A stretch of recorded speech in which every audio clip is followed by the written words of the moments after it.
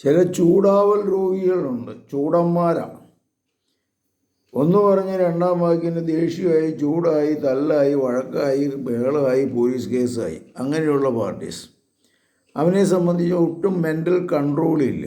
അവന് വേറൊരുത്തനൊരു അഭിപ്രായ വ്യത്യാസം പറഞ്ഞാൽ അത് സ്വീകരിക്കാനായിട്ട് സാധിക്കുന്നില്ല. ഇത് അവൻ്റെ അഭിപ്രായമാണ്, സ്വീകരിച്ചുകൊണ്ട് അവനോട് ചൂടാവണേ എന്തിനാ? അവനോട് വഴക്കായിട്ട് എന്നാ കാര്യം? അവനുമായിട്ട് തർക്കിച്ചിട്ട് എന്നാ കാര്യം? അപ്പം ഇങ്ങനെയുള്ള കാര്യങ്ങൾ വിട്ടുകളയണം.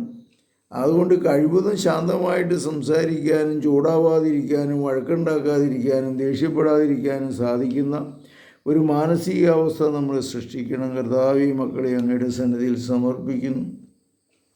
പെട്ടെന്ന് ചൂടാവുന്ന രോഗികളെ അങ്ങ് സുഖപ്പെടുത്തണമേ, ശക്തിപ്പെടുത്തണമേ. കർത്താവിൻ്റെ ശക്തി ഇവരിലേക്ക് ശാന്തമായി സംസാരിക്കുവാൻ, ശാന്തശീലനും വിനീത ഹൃദയനുമായ യേശുനാഥ ഇവരെ സുഖപ്പെടുത്തണമേ, ശക്തിപ്പെടുത്തണമേ. പരിശുദ്ധ പരമദിവ്യകാരുണ്യത്തിന് നേരവും ആരാധനയും സ്തുതിയും പുകഴ്ച ഉണ്ടായിരിക്കട്ടെ. യേശുമിശിഹായ്ക്കും സ്തുതിയായിരിക്കട്ടെ.